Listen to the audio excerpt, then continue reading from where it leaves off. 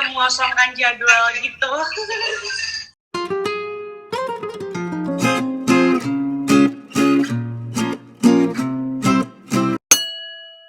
Kita alhamdulillah kemarin pukul 13 sekian tuh lahir putra pertama, namanya Arsyaka Muhammad Baya. Asyakali Muhammad Baya. Beratnya 3,1 ya. 3,1, terus panjangnya 4,5.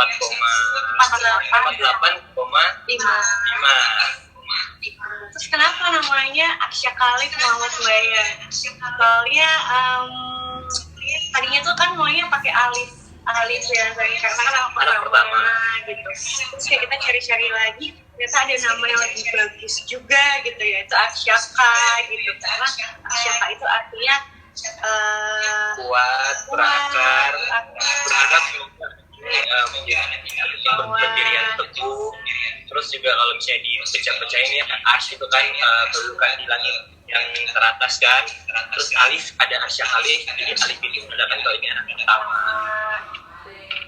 di margaku. Terus kita pakai nama Tuhan juga, ada Rasul kita Muhammad. Semoga anak kita ini bisa mengambil banyak pelajaran kebaikan dari hubungan kita. Salam. Badannya 30-55 sekian. Jadi intinya 3,1 lah ya. Kalau di grami 3.050 gram ya. Oke. 48,5. Oke. Jadi saya hari ini kenapa akhirnya memutuskan untuk sesar, karena memang ada suatu hal sih yang mungkin bisa dijelasin langsung sama Dr. Aifri.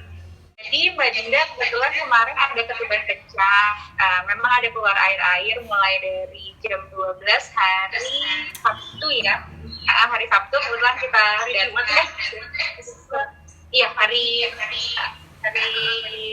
Jumat mulai ada keluar sedikit-sedikit, tapi waktu itu diperiksa bukan ketuban. Kemudian hari Sabtu periksa lagi karena memang kok makin keluar lagi, makin ada lagi. Pas diperiksa hari Sabtu itu memang ternyata benar ketuban.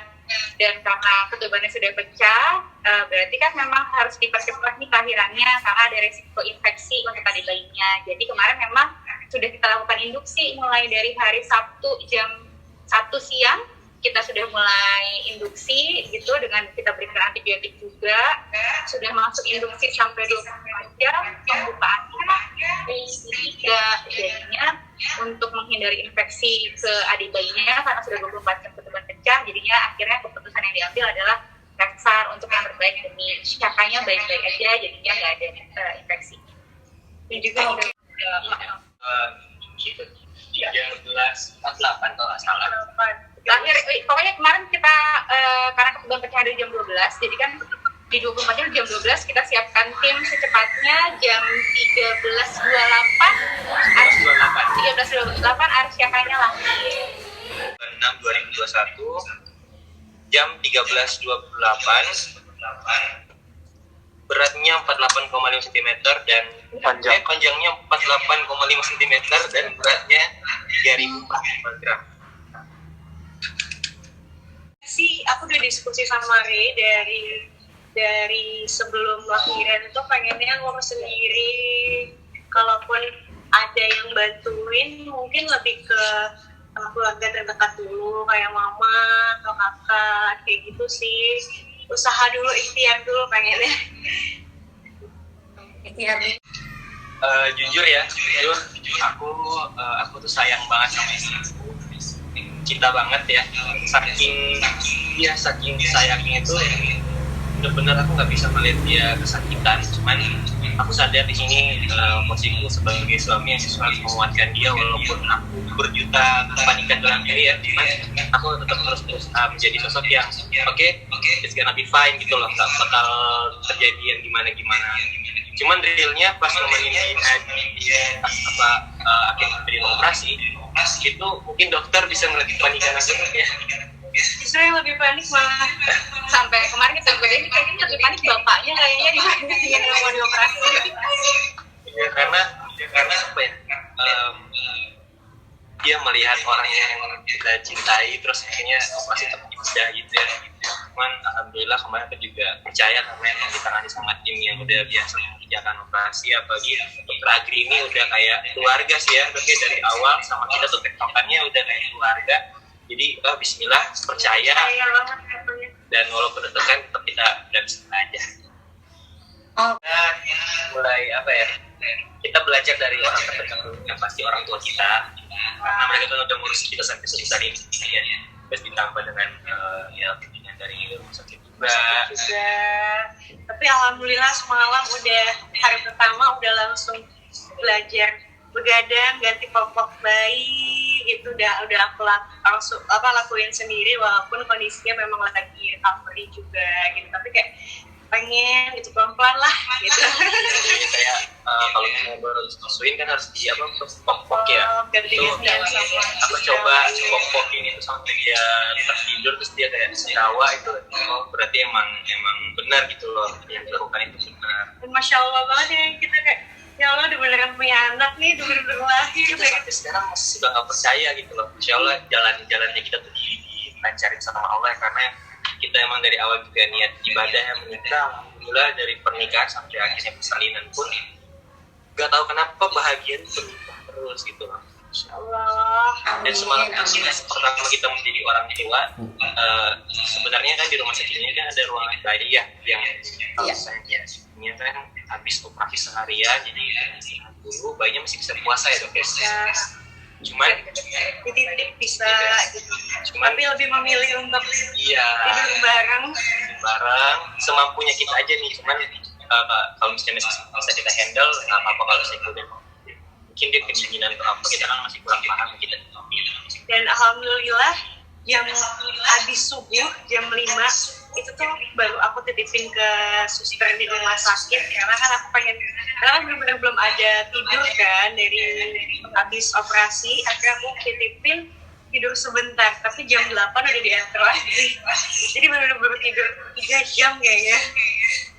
Tapi operasinya sekitar 1 jam totalnya, dari mulai dibius sampai kebetulan kalau di rumah sakit ini kan juga setelah operasi nanti ada dokter biusnya juga yang masih melakukan tindakan sedikit untuk mengurangi nyerinya juga. Jadi totalnya sekitar 1 jam proses operasinya. Kemudian habis itu baginda-nya dipindahin ke ruang observasi, sekitar 1-2 jam di ruang observasi, baru pindah ke ruang rawat. Yang tadi kita belajar dari terdekat dulu orang tua, selebihnya dari dokter ngasih arahan kita tentang bagaimana menjadi orang tua baru gitu kan. Kita juga cari di internet, apalagi sekarang zamannya kita tuh bisa searching apapun selagi itu positif, itu sangat dibantu banget. Ya paling kita di awal tuh lebih banyak mental sih, itu paling utama. Kalau untuk kebayinya sih kayak semalam aja nih, aku bingung kan ganti popok gitu, belepetan, pokoknya udah kemana-mana, tapi aku kayak coba aku cari di YouTube atau di mana-mana cara mengganti popok bayi kayak gitu-gitu. Jadi ya belajar pelan-pelan lah, dari mana aja bisa. Enggak ya, cuman kita sebelumnya jujur ini kita kasih nama Alif. Awalnya Alif, jadi kayak masih di perut aja, kita setiap konsul dok ya. Baby Alif. Cuman karena kita pengen kan maksudnya nama Alif itu kan udah lumayan banyak juga ya. Kita pengen ada Alifnya, tapi bukan nama utamanya itu Alif. Akhirnya kita cari-cari di internet nama bayi menurut agama yang baik apa kan. Dapatlah Arsyaka Alif Muhammad Sayang. Sebenarnya Arsyaka doang, cuman kita namain Alif di Arsyaka Alif Muhammad Sayang. Dan artinya juga bagus. Juga. Makanya kayak udah fix pakai Arsyaka Alif. Tapi kita fixingnya itu udah di last minute banget sih ya. Udah seminggu. Iya, 3 mingguan lah. Kita Syaka. Syaka justru. Di akun online mau panggil Arsya bisa, mau panggil Alif bisa. ada yang bilang Caka, Aka gitu-gitu. Ya terserah, yang penting panggilan yang baik aja. Tidur nih sekarang, Anten dia banget, alhamdulillah. Ewel nggak kak? Kayaknya kalau dia udah pup nih udah risih kayaknya, itu doang sih, sama paling kalau misalkan mau susu aja gitu. Tapi dicek sama dokter ya dok ya, apanya saraf sama Iya. dokter AT juga udah dicek semuanya, alhamdulillah sehat sih. Kalau siapa-siapanya tuh kayaknya nggak bisa ditentuin ya, Sendiri aja sih. sadar diri dan maksudnya ya sama-sama belajar, kita sama-sama belum pernah punya pengalaman apapun tentang mengurus anak, karena sama-sama anak bungsu juga kan, Ray juga anak bungsu, aku juga anak bungsu, dan di keluarga kita juga belum ada yang punya bayi, baru semua punya bayi baru kan ya. gitu bulan ini juga. Jadi benar-benar belum ada pengalaman kalau untuk saling ngurusin baby mah kayaknya sama-sama ya. Sama sih, aku bilang ke dia kayak ya motivasinya kita ngurus anak ini bukan kayak cuma handle doang ya, tapi maksudnya lebih ke gini, ya udah siapa yang mau dekat sama anak, ya udah berarti lebih dekat lagi touch-nya ke anak. Jadi kita berlomba-lomba untuk bisa lebih dekat sama anak kita sendiri. Kalau melahirkan sebenarnya indah sih masih kok. Pas awalnya sih aku gitu Iya. kan. Aku juga jujur, Gimana ya, gitu. dok, itu aku panik banget. Cuman pas ke ruang bayi dia nangis, sama tanya, terus ini nggak apa-apa nangis? Terus dia bilang nggak apa-apa karena itu mengajar. Mungkin bisa dijelasin ke dokter kalau bayi nangis tuh nggak usah panik karena Baru-baru kan makin kebuka nanti dia nangis kan, jadi makin nggak apa-apa. Adik bayi masih belum bisa mengekspresikan apa yang ada, jadinya apapun dia nangis nggak apa-apa. sehat ya kalau sehat ya. Ini dibantu juga sama tim dari RFIA Indonesia. Saya sebagai operator tindakannya, tapi dibantu juga sama dokter anestesi, dibantu juga sama tim yang lain juga. Jadinya penyembuhannya juga akan lebih baik karena nyerinya kita tahan seminimal mungkin kalau bisa, sehingga dengan nyeri yang minimal Mbak Dida bisa aktivitas lebih dulu, dengan aktivitas juga yang lebih cepat, diharapkan penyembuhannya lebih baik. Kemudian menyusuinya juga akan lebih nyaman, karena kan kalau nyeri pasti akan mengganggu proses menyusui juga gitu. Jadi berkat dari tim anestesinya juga sih. Sekarang kan baru 4 jam pasca lahiran, jadi masih butuh. Kita lihat lagi besok mobilisasinya seperti apa, maksudnya bergeraknya, walaupun sekarang udah oke, tapi kita pantau terus. Nah sebenarnya nggak penting banget sih ya, lebih kita lihat sikon aja sambil berjalan. Kebetulan juga untuk syuting itu kita kalau syuting itu juga kemungkinan mungkin agak bayinya gede 2 bulan 3 bulan 3 lah. bulan. Karena kita juga ada kontrak kerjasama sama salah satu PH, udah ada film lagi gitu kan dari sebelum nikah sebenarnya, cuman ya karena hamil kemarin akhirnya aku harus nggak jadi syuting dulu, ditunda sampai babynya lahiran. Cuman alhamdulillahnya dapat PH yang benar-benar mengerti kondisi dan mau nungguin aku gitu. Ya. PH kita tuh luar biasa banget sih, biasanya menyesuaikan kita banget gitu. Bahkan kayak apa-apa tuh kayak dibantu banget gitu. Masuk besok kita bakal insya Allah dalam waktu dekat sampai sama solusi aku bakal rilis lagu hadiah buat si kecilnya. Jadi kan waktu nikah bisa dia buat kita pas lahiran ini insya Allah dibikin sama. Insya Allah aja. Ya, purnakan hari depan hati ya, maksudnya kayak bersyukur banget aku udah dipilih untuk mendapatkan kepercayaan, dapetin Arsyaka. Terus aku berjanji aku bakal menjaga dia, membahagiakan dia, dan aku udah bilang ke dia, kamu itu ditunggu karena banyak banget cerita yang pengen aku ceritain ke kamu nanti pas udah gede nanti. Sebenarnya aku sama dia dari waktu pas nikah juga nggak ada sih kayak pembatasan kayak kamu nggak boleh gini, kamu nggak boleh gini, lebih ke gini. Kita diskusi aja, maksudnya aku nggak pernah mau ngelarang ya, maksudnya dia mau berkarya mau apapun itu, karena dia juga berhak, dia punya cita-cita, dia punya yang mau dicapai gitu kan. Cuman aku selalu bilang ke dia, apapun yang kita kerjakan kita sadar posisinya aja masing-masing, dimana aku sebagai suami, dia sebagai istri. Kalau misalnya kita kerja, kita mau berkarya, selagi itu tidak mengganggu kewajiban dia sebagai istri ngurusin aku, ngurusin anak juga, dan apapun sebaliknya, it's okay. Jadi kayak ya udah kita ada di bawah aja sih. Waktu waktu selama kehamilannya Mbak Dinda sempat anemia aja, jadi kurang zat besi, sempat diinfus zat besi juga. Jadi kemarin udah diingetin biar makan buat yang sumber zat besinya banyak. Terus juga karena memang ternyata masih kurang, akhirnya sempat infus zat besi. Tapi kemarin yang sempat bikin agak khawatir naik berat badannya adik bayi, sempat agak lumayan gitu karena hobinya makan coklat. Ada titip sama polisinya yang di rumah gitu, biar ingetin aja, biar menyita semua coklat-coklatnya sesuai porsinya. Jadi bagus sih, saya sih oke-oke aja selama kehamilan, insya Allah sih aman. Nurut kan dok? Nurut kok.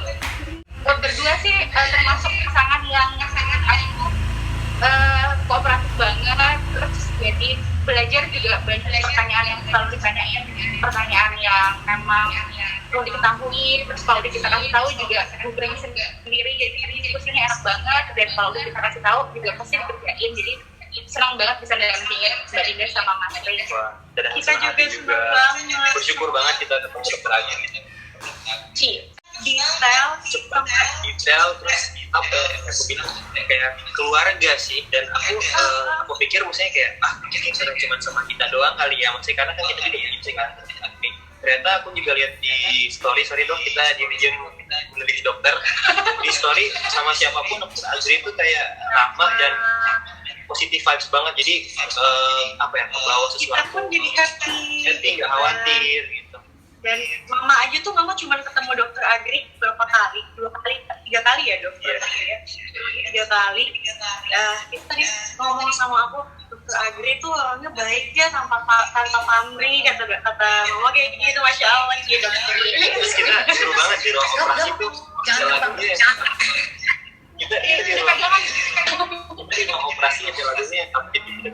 Jadi ketakutan itu perlahan kayak mulai hilang. Terus kan suka merhatiin juga kalau habis konsul, sebelum konsul ada pasien-pasien lain, dan ternyata memang dokter Agri ya seramah itu sama pasien-pasien yang lain gitu. Dan aku suka dengan bawelnya tuh detail, semuanya penuh isi, penuh apa yang pengen kita tahu dijelasin semua. Keren banget. Thank you dokter. Kita bingung mau bahasnya apa. Iya.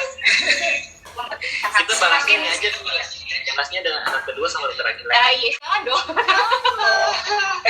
Biar aslinya full dulu. Sebenarnya banyak anak tuh banyak rezeki, terus seneng ya. Cuman setelah melihat perjuangan istri kemarin, jadi aku tuh sejauh ini juga kadang cuma bercanda doang sih, karena emang karakter aku bikin dia lebih tenang, santai. Aku selalu bilang kayak, yang harus anak kedua gitu. Cuman realnya aku melihat perjuangan wanita tangguh ini luar biasa banget kemarin. Apalagi prosesnya kemarin itu udah kayak mungkin nanti dokter Agri jelasin lebih detailnya ya, prosesnya itu menghasilkan rasa sakit yang luar biasa dok ya, tapi dia masih yang gitu doang. Dan akhirnya sampai operasi pun aku ngeliat perjuangan seorang ibu itu bukan main-main sih. Makanya perempuan itu harus banget dihargai, harus disayangi, karena kita juga lahir dari perempuan. Jadi anak keduanya nanti aja. Aku di ruang operasi itu benar-benar emang ada area khusus buat yang nemenin doang, jadi nggak boleh ibaratnya nggak boleh ngeganggu dokter-dokternya lagi kerja gitu, karena kan takutnya kita terlalu dekat sama lukanya malah masukin bakteri gitu kan. Dan pastinya kita izin dulu sama dokter gitu, sama pihak rumah sakitnya juga gitu. Kalau misalkan nggak diizinin dan mengganggu, udah pasti nggak bakalan boleh. Iya. Ya udah. Jadi sebenarnya kita punya akun Instagram lama tentang kita berdua. Terus kayak kita mikir akun itu udah gak pernah kita gunain gitu kan. Akhirnya kayak kita pengen ganti akun itu jadi bukan Instagram Arsyaka gitu. Lebih ke ini tuh yang capture dari orang tuanya aja. Kalau misalkan suatu hari nanti Syaka pengen punya Instagram lagi itu juga nggak masalah gitu. Jadi kayak buat ini kenang-kenangan dari bunda sama ayahnya yang kayak gitu. Apalagi kan kalau misalnya kayak di personal kita masing-masing, kita pastilah bakal posting tentang anaknya, cuman nggak mungkin pasti bakal fokus pekerjaan sama postingan yang lain. Tapi kalau di Instagram anak ini lebih ke vibes anak aja udah gitu. Sebenarnya kalau soal hal itu ya, kita lebih ke alir aja sih, selagi nggak mengganggu. Mungkin kalau misalnya besar nanti nggak mengganggu sekolahnya, karena kan maksudnya kita nggak pernah tahu passion orang itu di mana ya. Siapa tahu dia juga dengan senang hati dan itu jadi rezekinya dia, jadi nggak boleh egois, harus kayak nggak boleh gitu loh. Karena kan kita juga dulu waktu masih kecil dilarang sama orang tua, kita juga pasti kan kayak enggak dong, ini kan aku banget gitu. Cuman selagi tidak mengganggu kesehatannya, tidak mengganggu jam sekolahnya, insya Allah kita tetap ridho aja dia mau apapun yang penting bahagia, siapa dan tetap berjalan benar dengan Allah. Rasa sih mungkin semua ibu-ibu yang baru punya baby pasti merasakan baby blues ya. Mungkin kalau orang zaman dulu kan ada yang bilang enggak, tapi sebenarnya mereka nggak sadar aja gitu. Dan banyak orang yang bisa melalui itu semua. Yang penting akunya sama istrinya kompak gitu, dan tetap tetap ikhlas aja sih menjalankannya gitu. Ini sih secara teori aku kan belum mengalami itu, cuman ya Bismillah lagi ikhtiar aja sih gitu. Intinya ikhlas karena apa ya, ibaratkan kalau memang jadi ya kita bukan, jangan justru menakuti hal itu gitu loh. Justru kita bagaimana caranya untuk kita di saat kita baby blues itu handle-nya harus seperti ini sih. Jadi jangan ditakutin, justru saling menguatkan dan belajar. Oke. Kalau begitu Itu dari paling dia ditelepon dia bertanya gitu, papa masih mana? untuk mencegah terjadinya baby blues atau menghadapi proses baby bluesnya adalah support sistemnya. Jadi keluarga terdekatnya, ketika support sistemnya kuat gitu, mulai ibunya merasa kok kayaknya aku nggak bisa ya, kok aku nggak bisa, tapi support sistem sekitarnya kuat sih, insya Allah semuanya juga akan baik-baik aja. Jadi kalau misalnya ibu-ibu hamil di luar, ibu menyusui gitu baru habis lahiran, ada seperti rasa kok kayaknya aku nggak bisa, kok kayaknya seperti itu, mulai komunikasikan sama orang sekitar aja, jangan marah, nggak apa-apa, karena memang proses belajar. Jadi mungkin dikomunikasikan ke sekitarnya, kita semua siap membantu. Oh, di sekitarnya ya? Bisa betul. Dia suka kaget sama suara ya. Jadi kan yang nikah pertama itu kakakku yang di Manado itu dia nikah, sebulan kemudian kita nikah, sebulan kemudian kakaknya dia nikah, dan kita itu tiga pasangan itu alhamdulillah langsung dikaruniai juga. Jadi yang duluan lahiran kakakku yang di Manado itu sekitar hampir sebulan yang lalu ya, awal Juni. Terus habis itu disusul sama anaknya kakaknya Dinda bulan 6 hari sebelum terakhir itu tetap sama mereka. Jadi mereka tuh sepantaran gitu lah, sebulan